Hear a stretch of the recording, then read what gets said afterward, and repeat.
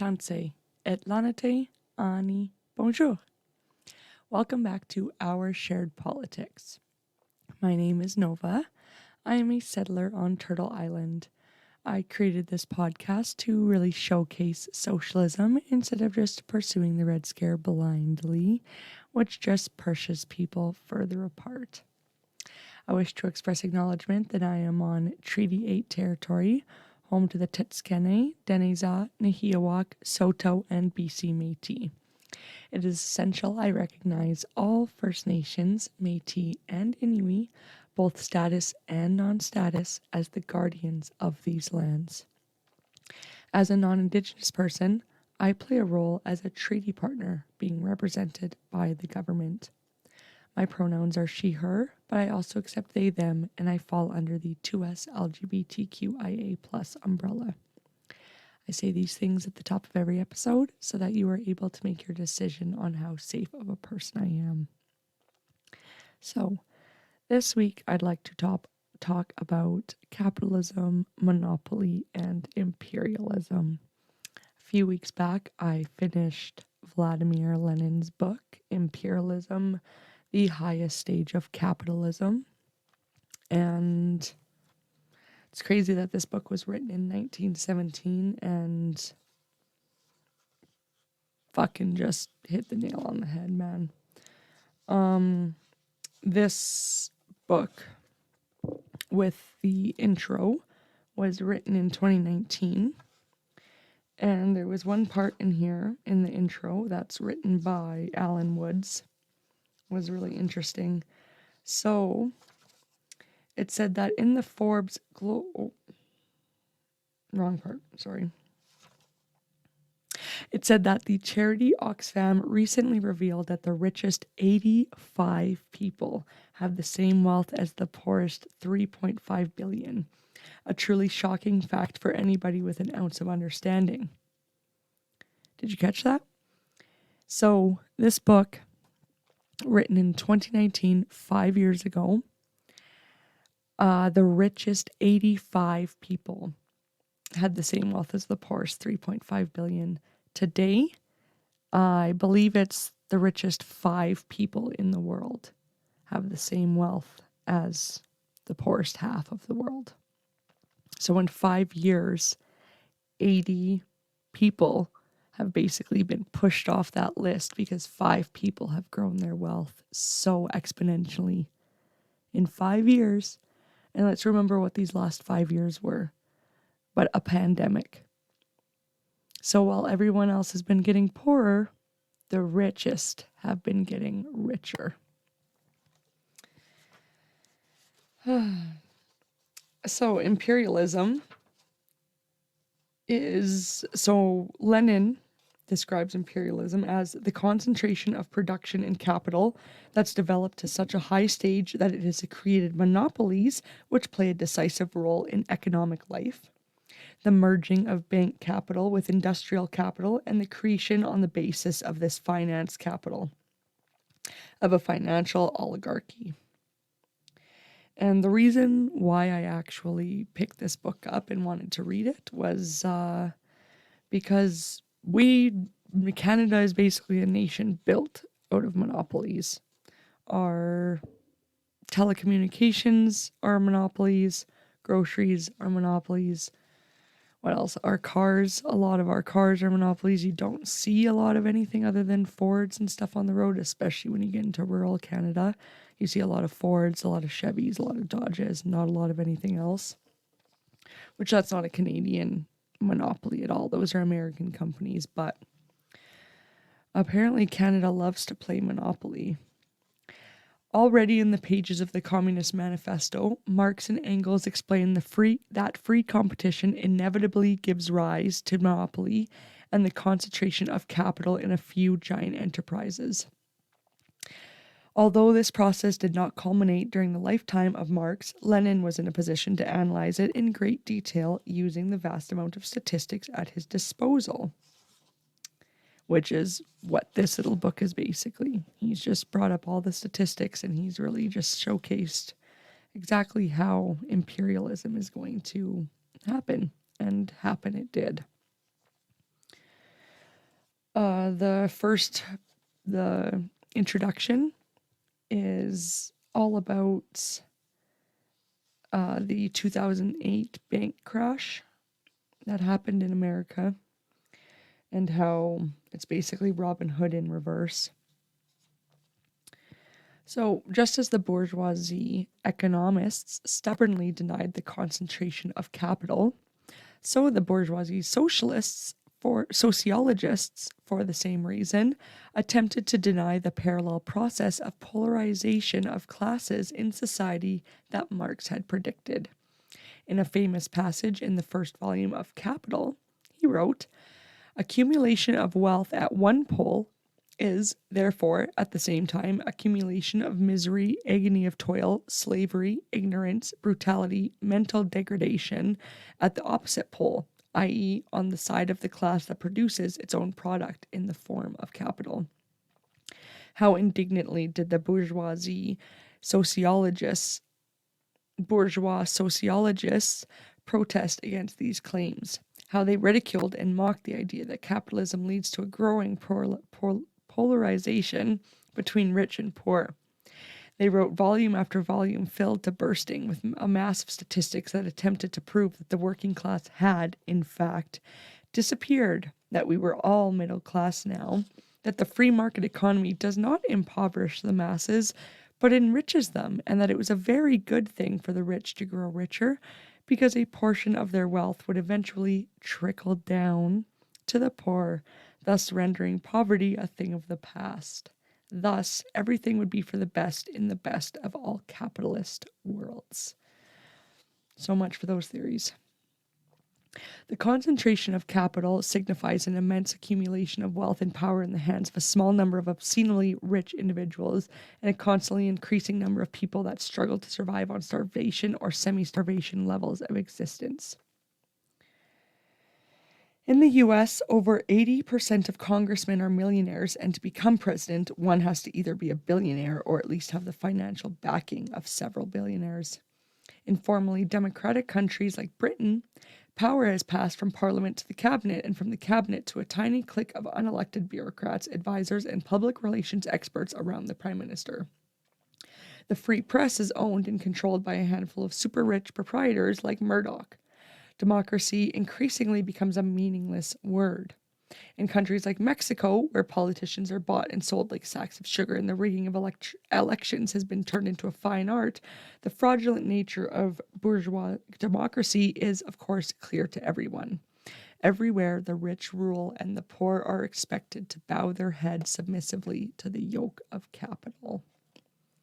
However, the achievement of national liberation, although a great step forward, did not solve the problems for the exploited masses.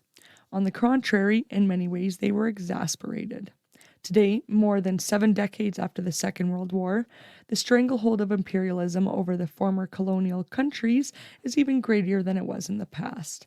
The only difference is that instead of direct military bureaucratic control, imperialism exercises its domination indirectly through the mechanisms of world trade, unequal exchanges, foreign aid, the interest on loans, etc. The former colonial countries remain enslaved to imperialism, although their chains are now invisible ones.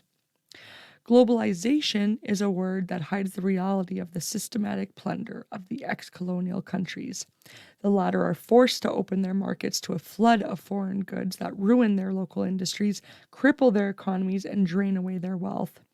Giant transnational companies open factories in Bangladesh, Indonesia, and Vietnam, where workers are subjected to the most brutal exploitation in slave-like conditions for starvation wages to produce jeans and Nike shoes to swell the surplus value extracted by the bloodsuckers. The bosses of Western companies weep crocodile tears and continue to fill their coffers with the products of the blood, sweat, and tears of millions of colonial slaves. Developing countries are crushed under the burden of debt and trade policies of the International Monetary Fund, the World Bank, and the World Trade Organization. The developing world now spends $1.3 on debt repayment for every $1 it receives in grants. Nigeria borrowed around $5 billion and has paid about $16 billion, but still owes $28 billion. That $28 billion came about due to bias in the foreign creditors' interest rates. The burden of debt leaves the poorest countries in the world with nothing to spend on basic needs like health, education, and infrastructure. To take just one example, in 1997, Zambia spent 40% of its total budget to repay foreign debt and only 7% for basic services like vaccines for children. The situation in Pakistan is even worse, but all the underdeveloped countries still find themselves exploited, robbed, and oppressed by imperialism. In 1999 alone, $128 million was transferred from the poorest countries to the richest for debt repayments every day. Of this, $53 million was from East Asia and the Pacific, $38 million from South Asia, and $23 million from Africa. The lives of billions of people are crushed by this collective debt slavery. If debt had been cancelled in 1997 for 20 of the poorest countries, the money released for basic healthcare could have saved the lives of about 21 million children by the year 2000, the equivalent of 19,000 children a day. From very early in its history, Mexico learned what it was like to live next door to a large and hungry imperialist predator. One recalls the celebrated words of Porfirio Diaz: "Poor Mexico, so far from God and so close to the United States." In general, the same old colonies in Africa, Asia, and the Caribbean are being sucked dry by the same old bloodsuckers. The only difference is that this robbery is carried on quite legally through the mechanism of world trade by which the advanced capitalist countries of Europe exercise a joint domination of the ex-colonies and are thereby spared the cost of direct rule while continuing to extract huge surplus profits by exchanging more labor for less. So because they're not actual colonies anymore, those European countries don't have to supply anything in terms of food or aid or anything. They can basically wipe their hands free of it. But because they're all still able to trade with these ex-colonies, basically through forced trade, well, they've still got their hands in the pie. The tremendous development of the productive forces enters into conflict with two fundamental barriers: private ownership of the means of production and the nation state. This is the root cause of wars in the present historical period. The bourgeoisie at this moment is attacking all the gains that the working class has made in the last 50 years. They want to push us back to the Stone Age. Therefore, it is not a crisis in Europe, but a crisis of capitalism worldwide. Not world war, but an unprecedented upsurge in the class war is the perspective for the period into which we have entered. The historical period in which we live is a peculiar one. Earlier, there were always 3, 4, or more imperialist powers, but now there is only one real giant, the United States. The power of Imperial Rome was nothing compared to the United States today. 38% of military spending in the world comes from the US, including the most horrifying weapons of mass destruction. US imperialism is truly the biggest counter-revolutionary power on Earth in history. Under the terms of the Bush Doctrine, the USA claimed for itself the right to intervene everywhere. The wars that afflict the planet are a symptom of a system in decay. In the United States, every year, more than $750 billion is spent on weapons. With that money alone, it would be possible to build enough hospitals, schools, and houses for everybody, and to end hunger in the world. Answering a pacifist who said that war is terrible, Lenin said, yes, terribly profitable. Big multinational companies like Halliburton received billions of dollars from the American taxpayer for so-called reconstruction operations in Iraq. It is also no coincidence that this company gives big donations to the Republican Party and that Vice President Dick Cheney was for a long time an executive. This is a very clear example of the organic link between the big monopolies and the state, of which Lenin wrote in Imperialism. 2 world wars were sufficient proof that the capitalist system had completely exhausted its potential for progress. But Lenin pointed out that, unless it is overthrown by the working class, capitalism can always find a way out of even the deepest economic crisis. Throughout the war, because this was written like during World War One. I think he was in exile during World War One, Lenin was. So he wrote this book. Didn't get it published till after World War One. And I don't think he could get published in Russia for quite a while. Throughout the war, Lenin was virtually isolated in Switzerland. The situation seemed utterly hopeless. The rallying call of workers of the world unite appeared to be a grim irony as German, French, Russian, and British workers shot and bayoneted each other to death in the interests of their masters. Lenin said, "Capitalism is horror without end." The bloody convulsions that are spreading throughout the world show that he was right. Middle-class moralists weep and wail about these horrors, but they have no idea what the causes are, still less the solution.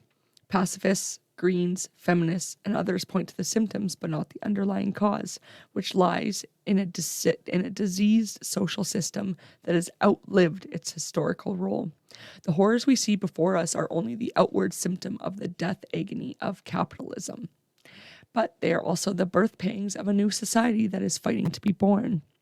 It is our task to cut short these birth pangs and hasten the birth of a new and genuinely human society. Is there any power in the world that could overcome the power of U.S. imperialism?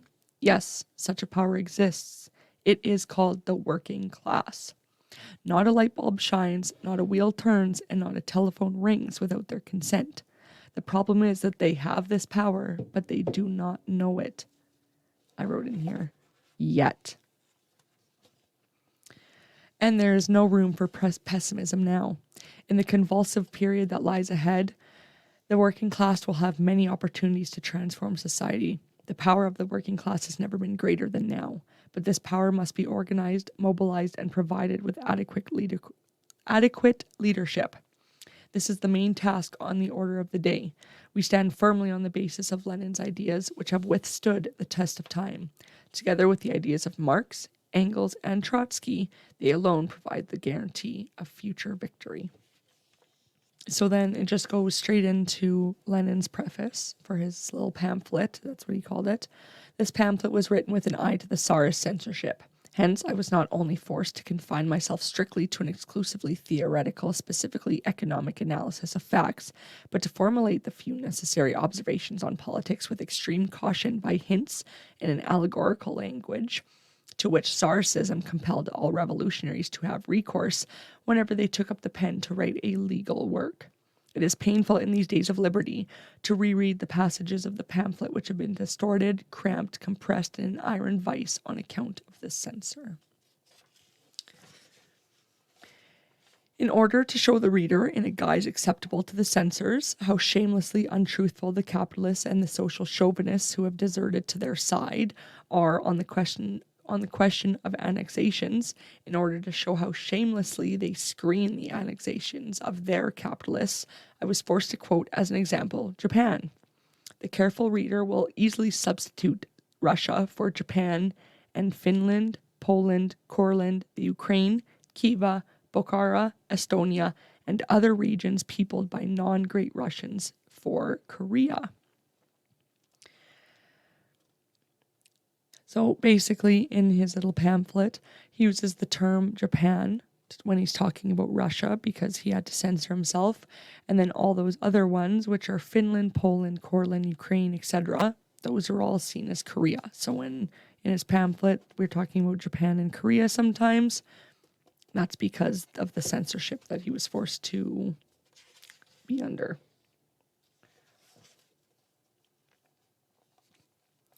Railways are a summation of the basic capitalist industries, coal, iron, and steel, a summation and the most striking index of the development of world trade and bourgeois democratic civilization. How the railways are linked up with large-scale industry, with monopolies, syndicates, cartels, trusts, banks, and the financial oligarchy is shown in the preceding chapters of the book. The uneven distribution of the railways, their uneven development, sums up, as it were, modern monopolist capitalism on a worldwide scale. And this summary proves that imperialist wars are absolutely inevitable under such an economic system, as long as private property is the means of production exists. The building of railways seems to be a simple, natural, democratic, cultural, and civilizing enterprise.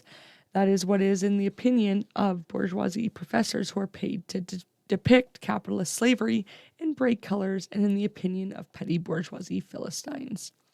But as a matter of fact, the capitalist threads, which in thousands of different intercrossings bind these enterprises with private property and the means of production in general, have converted this railway construction into an instrument for oppressing 1,000 million people in the colonies and semi-colonies, that is, more than half the population of the globe, that inhabits the dependent countries as well as the wage slaves of capital in the civilized countries. Private property based on the labor of the small proprietor, free competition, democracy, all the catchwords with which the capitalists and their press deceive the workers and the peasants are things of the distant past. Capitalism has grown into a world system of colonial oppression and of the financial strangulation of the overwhelming majority of the population of the world by a handful of advanced countries. And this booty is shared between 2 or 3 powerful world plunderers armed to the teeth: America, Great Britain, Japan, who are drawing the whole world into their war over the division of their booty. To combat these tendencies is the bounden duty of the party of the proletariat, which must win away from the bourgeoisie the small proprietors who are duped by them, and the millions of working people who enjoy more or less petty bourgeoisie conditions of life. Capital exports yield an income of 8 to 10,000 million francs per annum at pre-war prices and according to pre-war bourgeois statistics. Now, of course, they yield much more. Obviously, out of such enormous super profits, since they are obtained over and above the profits which capitalists squeeze out of the workers of their own country, it is possible to bribe the labor leaders and the upper stratum of the labor. And that is just what the capitalists of the advanced countries are doing. They are bribing them in 1,000 different ways, direct and indirect, overt and covert. This stratum of workers turned bourgeois, or the labor aristocracy, who are quite Philistine in their mode of life, in the size of their earnings, in their entire outlook, and in our days the principal social, not military prop of the bourgeoisie.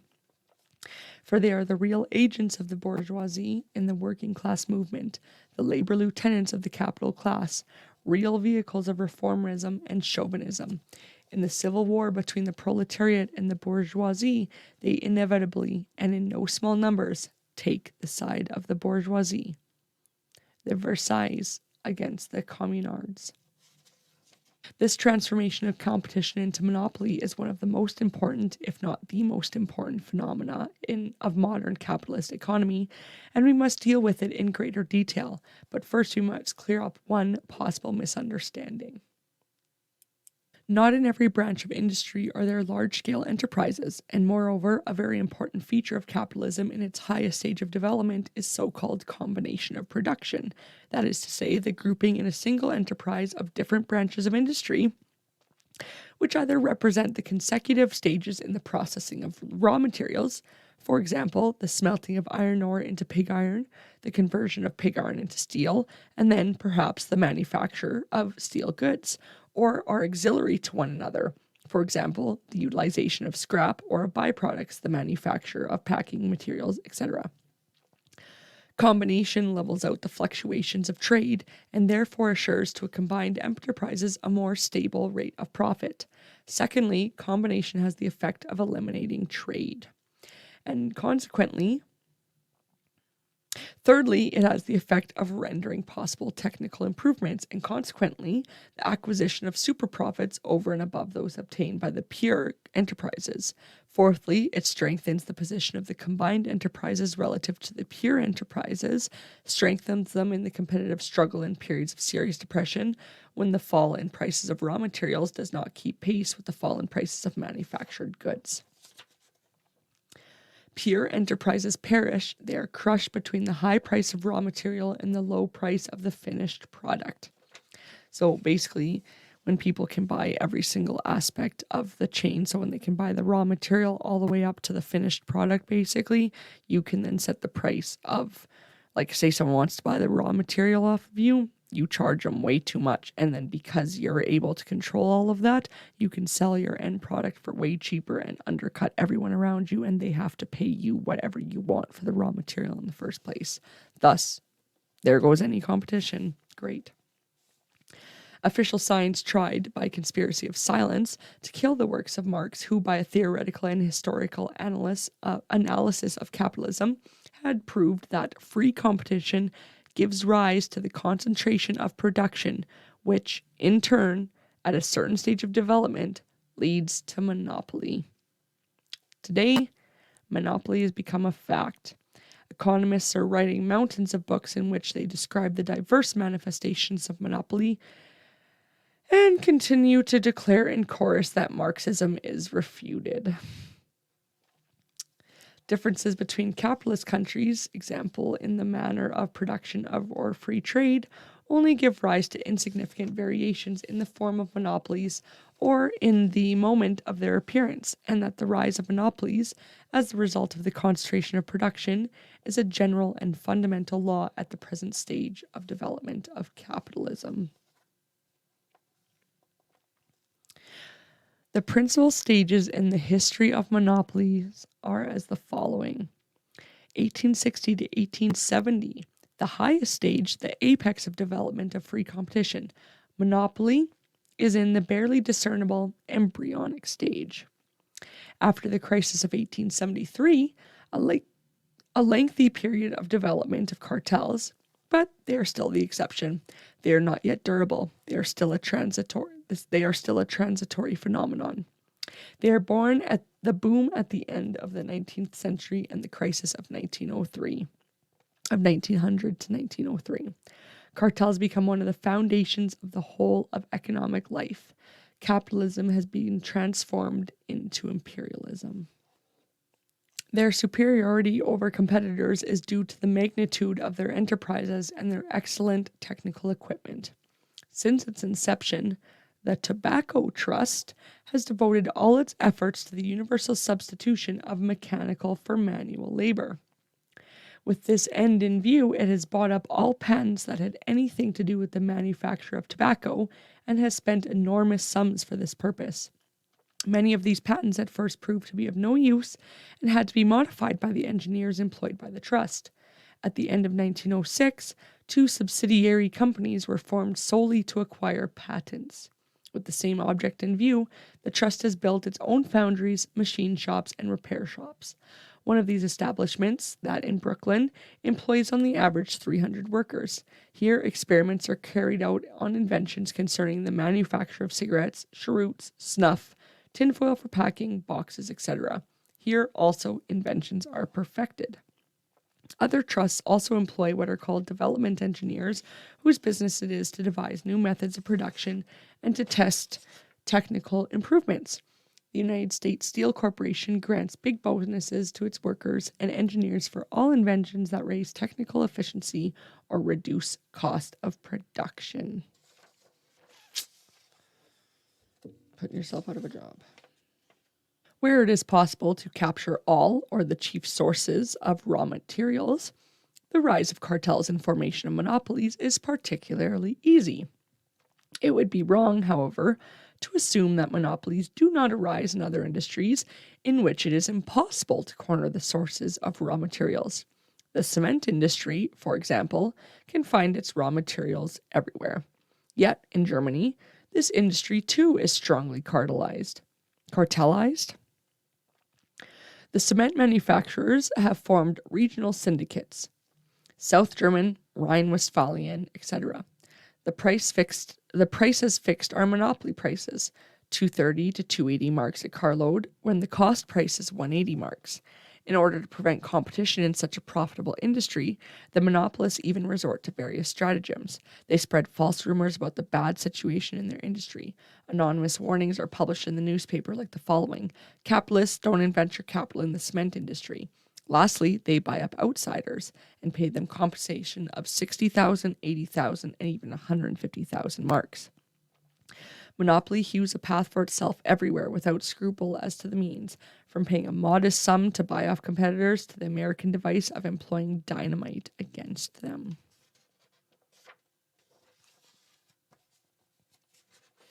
Which is what we see here with Loblaws. Especially Loblaws is a little bit different because I know they have their REIT, their REIT, so they just kind of buy up land nearby, so then nobody can put any of their stores in there except if Loblaws agrees to it. So they're never going to let another grocery store in their area, basically. But that's kind of like buying up competitors. Not really, though. I think that's what Bell and Rogers was just about to do, or Bell and Shaw were just about to. One of them was just about to buy the other one out, I think, which is not what we need. As banking develops and becomes concentrated in a small number of establishments, the banks grow from modest middlemen into powerful monopolies, having at their command almost the whole of the money capital of all the capitalists and small businessmen, and also the larger part of the means of production and sources of raw materials in any one country and any number of countries.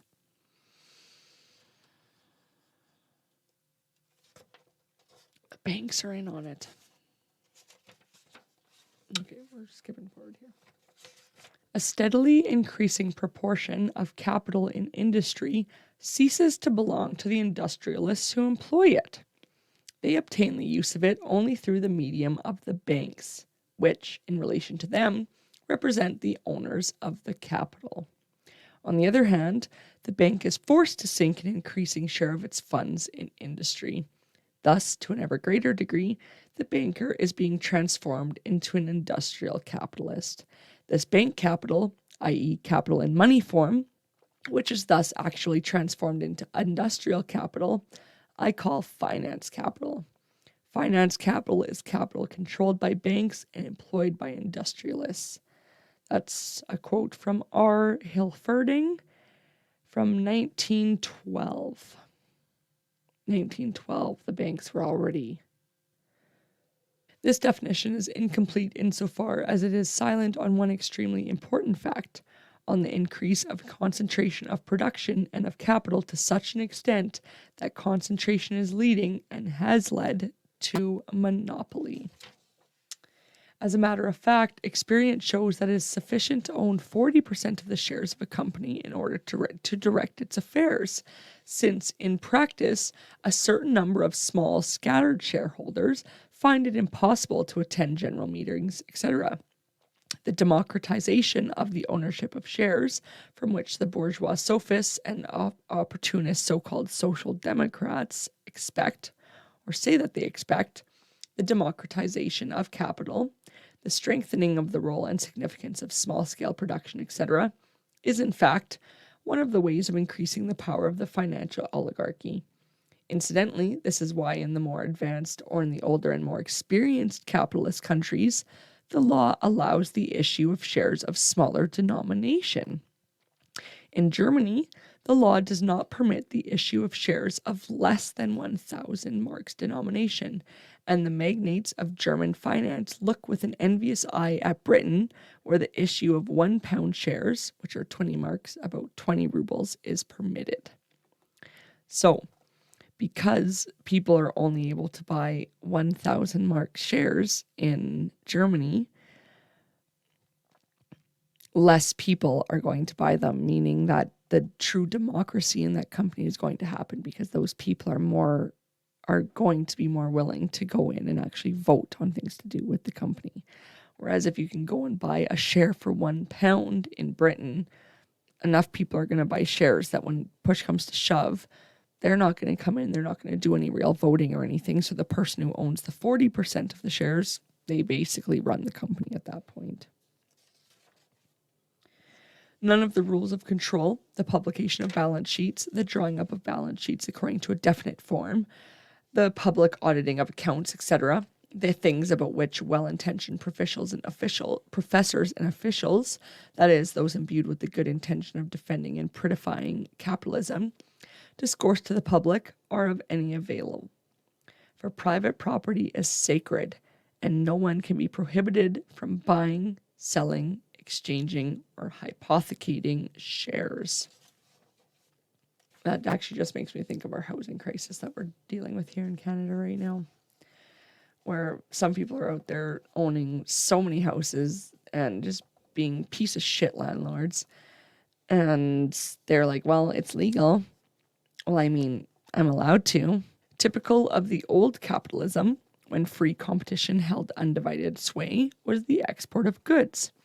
Typical of the latest stage of capitalism, when monopolies rule, is the export of capital.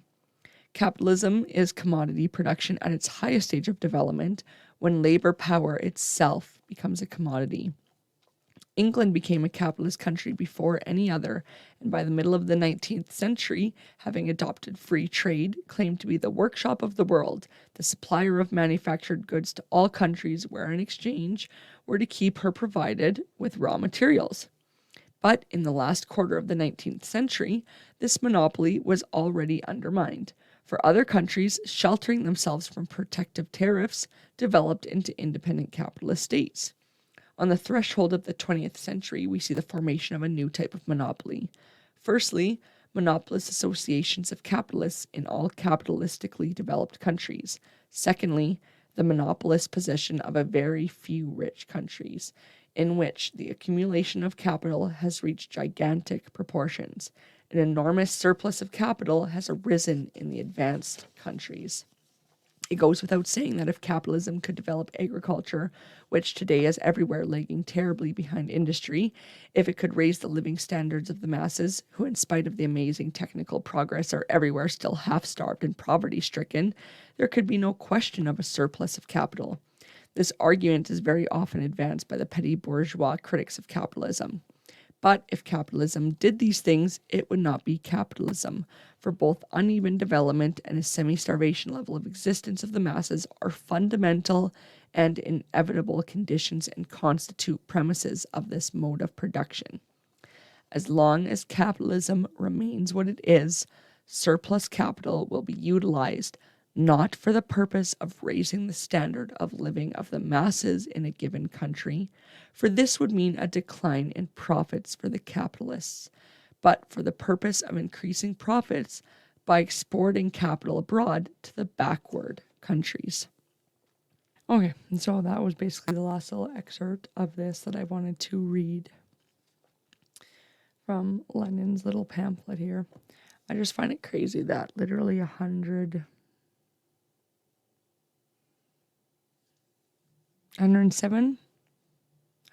years ago, this book was written, or at least published for the first time, and it's all true. We have just allowed monopolies to rise, to take over, to control the whole fucking world, to the point where now, when the monopolies control our politicians. Our politicians don't even do anything that's for the good of us because they're too busy fucking licking the boots of the goddamn lobbyists who pay their way. Pierre Polyev is going to try to block, he's going to put a motion forward, I guess I should say, to try to block pharmacare from going through, which will give free diabetes, like free insulin and free birth control to anyone with a prescription, basically, if it can get passed. And hopefully then we could get started on an actual pharmacare across Canada, which is 100% doable, and many other countries have one, and it's bullshit that we don't have one yet. Anyways, good old PP himself is going to try to put forward a motion to block that. Jagmeet Singh's not pleased. I'm not pleased either. I mean, I don't need birth control or insulin, but still, it's for the better of all Canadians, or a good chunk of Canadians. And one day, if we get our heads out of our asses, it would be good for all Canadians because we would actually get it universally across the board for every prescription. It's going to be a long battle. Universal healthcare was first brought in, I think the CCF brought it in 1944 in Saskatchewan for the first time. Some other provinces followed suit. By 1947, I believe it was. Yes, 1947, it was enacted. So all hospital visits were covered. If you were a Canadian, you had your little universal healthcare card.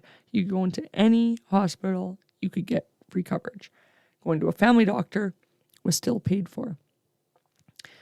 Fast forward 19 years, this was fought for. 19 years, finally. We got actual true universal health care, so all family doctors, everybody was then included. 19 years. And guess what? We still fucking won. We still got it. The socialists still got another socialism program. So, I mean, it seems almost inevitable, buddy. No country that I know of that has adopted a pharmacare has ever thought 5 years later, actually, let's make the people pay for their prescriptions again. Come on, Pierre Poilievre. At least try to pretend like you're actually there for the common Canadian. Or are you really only there for common sense conservatives and the rest of us can go fuck ourselves? Which isn't great ideology.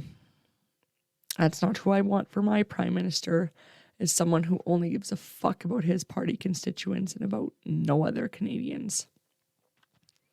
Why isn't he putting forward any bills or anything to actually help Canadians instead of just fucking asking for televised debates with all the premiers about the goddamn carbon tax and putting forward motions to block pharmacare? Because apparently he's got something against diabetic people and women. He's just a joke, man. And it's scary that that's who people are fucking thinking should be the next Prime Minister of Canada. Immigration to the US is probably going to be open till at least November. So, I don't know, maybe you guys should find your fucking red hats and think about moving. That's my little rant for this week. It's 10 p.m. here. I'm going to sign this off so that I can get it up and get it uploaded and not worry about it again for the rest of the week until next Sunday. So, as always, thank you for joining me today. I drop a new episode every Monday, so check back in next week to see what I'll be sharing with you then. So-called Canada is in a fentanyl and mental health crisis right now. Please consider picking up a free naloxone kit at your local pharmacy and do not use alone. For any Indigenous listeners out there, the Hope for Wellness helpline offers immediate, culturally aware, and trauma-informed help to all Indigenous people across Canada. It is available 24 hours a day, 7 days a week in English and French to offer immediate support and crisis intervention. While there are supports in Cree, Ojibwe, and Inuktitut, those are not available 24/7, so you may need to call in to find out the next time that a language speaker will be available. Call the toll-free helpline at 1-855-242-3310 or connect to the online chat at hopeforwellness.ca. And there is also the Thunderbird Wellness app that provides access to Indigenous perspectives on health and wellness, including substance abuse and mental health. Now, not that Indigenous people can't use these next resources, but they do not advertise as culturally aware or trauma-informed.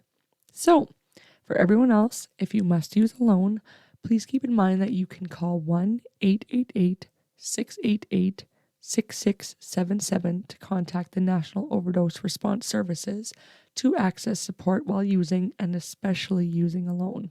And there's the Brave, BRAVE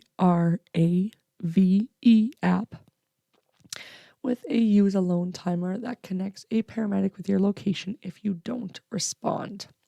For mental health support, you can contact 988 to get connected to a crisis responder. If you learned something new today, it'd be awesome if you'd click that button and follow along for next time.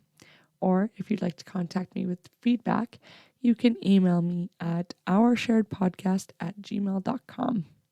See you next week.